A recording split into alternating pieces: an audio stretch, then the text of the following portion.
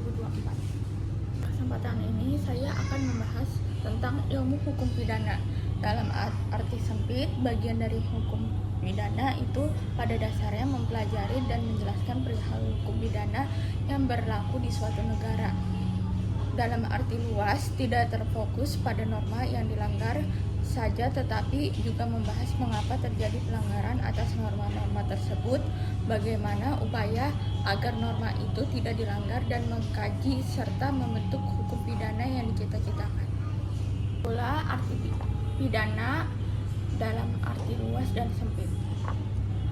Saya akan menjelaskan tentang hukum pidana, yaitu kriminologi. Kriminologi sebagai ilmu pembantu dalam hukum pidana yang memberikan pemahaman tentang fenomena kejahatan, sebab dilakukannya kejahatan dan upaya yang mendapat menanggulangi kejahatan yang bertujuan untuk menekan laju perkembangan kejahatan. Seorang antropolog yang berasal dari Prancis bernama Paul Thomiret mengemukakan bahwa kriminologi adalah suatu cabang ilmu yang mempelajari soal-soal kejahatan. Adalah pengertian kriminologi menurut para ahli. G.P. Hout-Nagel, kriminologi merupakan suatu ilmu pengetahuan empiris yang dihubungkan dengan norma hukum yang mempelajari kejahatan serta proses-proses formal dan informal dan kriminalitas, situs kejahatan penjahat-penjahat masyarakat, sebab-sebab dan hubungan sebab-sebab kejahatan, serta reaksi dan respon-respon resmi tidak resmi terhadap kejahatan penjahat dan masyarakat oleh pihak di luar penjahat itu sendiri. Ya, menurut W.A. Bunger, ilmu pengetahuan yang bertujuan untuk menyelidiki gejala kejahatan seluas-luasnya. Dan secara umum, yaitu kriminologi adalah untuk mempelajari kejahatan dan dari berbagai aspek sehingga diharapkan dapat memperoleh pemahaman mengenai fenomena kejahatan dengan lebih baik. Tujuan secara konkret untuk 1. Bahan masukan pada pembuat undang-undang, pembuatan pencabutan undang-undang. 2. Bahan masukan bagi aparat penegak dan proses penegakan hukum dan pencegahan kejahatan non-penal terutama Polri. 3. Memberikan informasi kepada semua instansi agar melaksanakan fungsi-fungsi yang diembannya secara konsisten dan konsekuen untuk mencegah terjadinya kejahatan. 4. Memberikan informasi kepada perusahaan-perusahaan melaksanakan pengamatan internal secara ketat dan terinvestigasi serta melaksanakan fungsi sosial dalam areal. Memberikan informasi kepada perusahaan-perusahaan melaksanakan pengamatan internal secara ketat dan teridentifikasi serta melaksanakan fungsi sosial dalam area wilayah perusahaan yang mempunyai fungsi pengamanan eksternal untuk mencegah terjadinya kejahatan. 5. Memberikan informasi kepada masyarakat pemukiman, tempat-tempat umum untuk membentuk pengamanan swakarsa dan mencegah terjadinya kejahatan. Teori Lamborso membuat 13 ciri fisik seorang yang cenderung melakukan kejahatan. Di antara ciri fisik tersebut adalah ketidaksimmetrian wajah atau kepala, telinga yang lebar seperti telinga kera, bibir yang lebar, dagu yang mundur, hidung yang melintir, tulang pipi yang menonjol, tangan yang panjang, kerutan kulit yang menonjol, dan jemari-jemari atau jempol yang besar. Teori yang populer di kalangan Polri bahwa kejahatan adalah pertemuan antara niat dan kesempatan. Kejahatan sama dengan N plus K. Objek studi kriminologi. 1. Perbuatan yang disebut kejahatan. 2. Pelaku kejahatan. 3. Reaksi masyarakat yang ditujukan baik terhadap perbuatan maupun terhadap pelakunya. Color crime at Sutherland.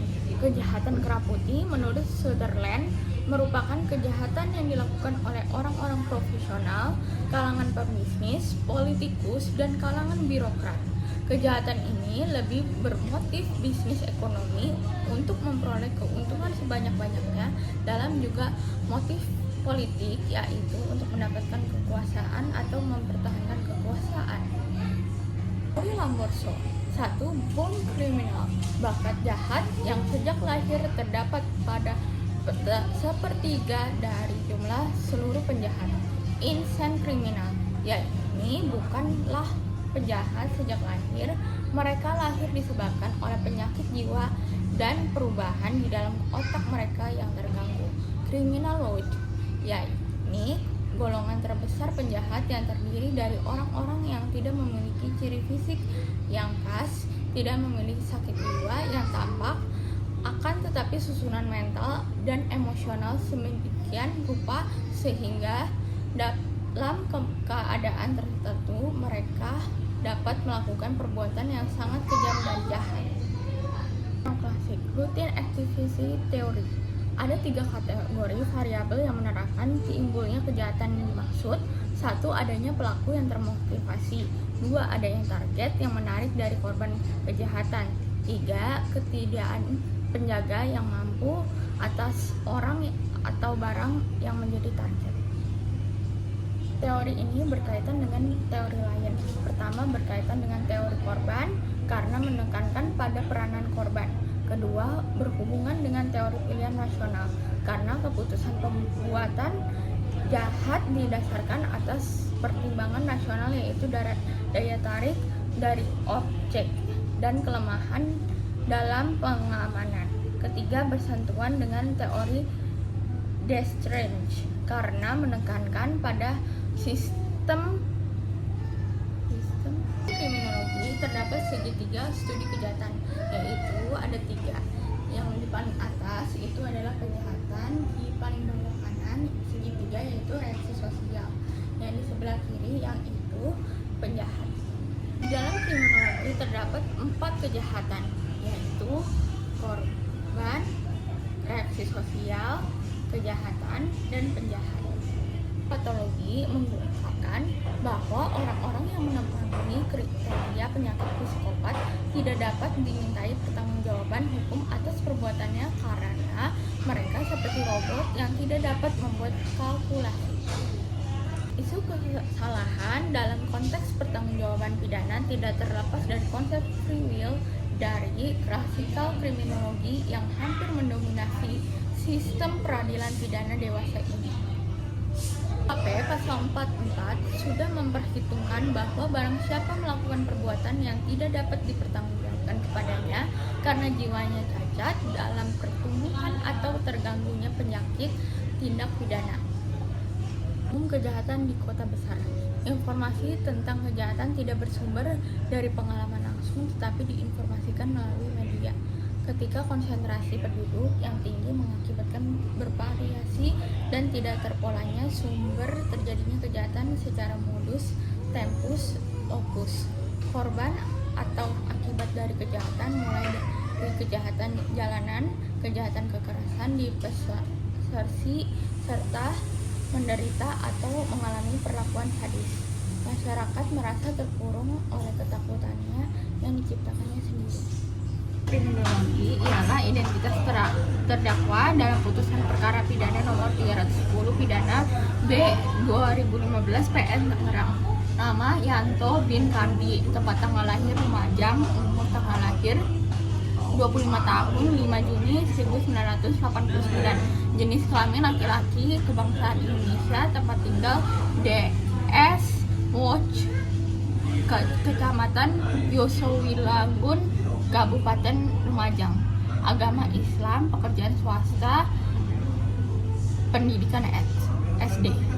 Sidang perkara pembunuhan telah diajukan terdakwa Yanto bin Kardi yang didampingi oleh Muhammad Rizal Rambe SH DKK advokat dan penasihat hukum pada pos bantuan hukum Pengadilan Negeri Tenggarong, bahwa terdakwa yang perkaranya telah diajukan ke Pengadilan Negeri Tenggarong telah diputus pada tanggal 16 September 2015. Terdakwa Yanto bin Kardi secara bersama-sama atau bersekutu dengan saudara Muhammad Soleh terdakwa dalam berkas terpisah pada hari Jumat 20 Maret 2016 sekitar pukul 16.30 WITA atau pada waktu yang masih dalam bukan Maret 2015 atau setidak-tidaknya pada waktu lain yang masih tahun 2015 bertempat di Blok 41, 42 Perkebunan Kelapa Sawit PT PMB Desa Rantau, Hempang, Kecamatan Muara Kaman,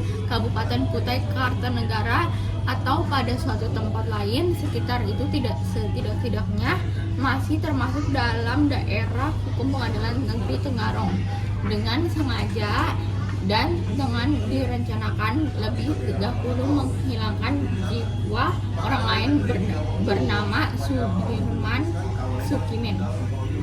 Jaksa penuntut umum disusun secara alternatif untuk memastikan bahwa terdakwa tidak akan lolos dan jerat hukum dan agar hukuman yang diberikan kepada terdakwa setimpal dengan akibat perbuatan yang dilakukan. Dakwaan penuntut umum secara lengkap termaktub pada pokoknya. Penuntut umum mendakwa terdakwa dengan dakwaan sebagai berikut. Akibat perbuatan dari terdakwa Tobit Kadi yang dengan sengaja dengan rencana lebih dahulu yang mengakibatkan korban Sukimin meninggal dunia, sebagaimana keterangan dari hasil visum L Reptum dari SUD Dayaku Raja Kota Bangun yang menyatakan bahwa luka robek ukuran 3 cm pada pelipis kiri tepi tidak rata, luka robek 6 cm pada pelipis kanan tepi tidak rata, lebam pada mata kanan, memar pada leher belakang ukuran 4 x 4 cm, luka lecet pada punggung kiri ukuran 6 cm. Pada korban tidak dilakukan bedah mayat, tetapi diperkirakan kematiannya karena pendarahan di otak akibat kekerasan benda tumpul. Pertama, terdakwa melakukan kejahatan sebagaimana diatur dalam dia ancam dalam pasal 340 KUHP Junto pasal 55 ayat 1 ke 1 KUHP. Kedua, terdakwa melakukan kejahatan sebagaimana diatur dalam diancam pasal 338 KUHP Junto pasal 55 ayat 1 ke 1 KUHP. Ketiga, terdakwa melakukan kejahatan sebagaimana diatur dan diancam pasal 365 ayat 4 KUHP.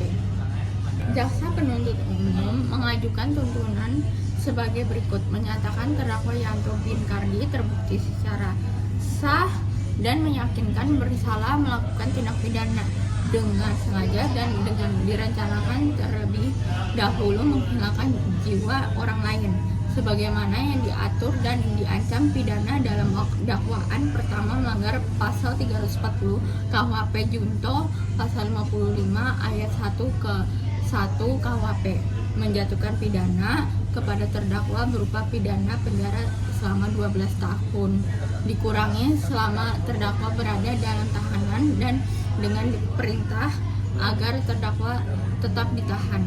Berdasarkan putusan majelis hakim, terdapat terdakwa terbukti secara sah dan meyakinkan bersalah melakukan tindak pidana secara bersama-sama melakukan pembunuhan berencana. Oleh karena itu, penjatuhan pidana terhadap terdakwa dengan pidana penjara 9 tahun.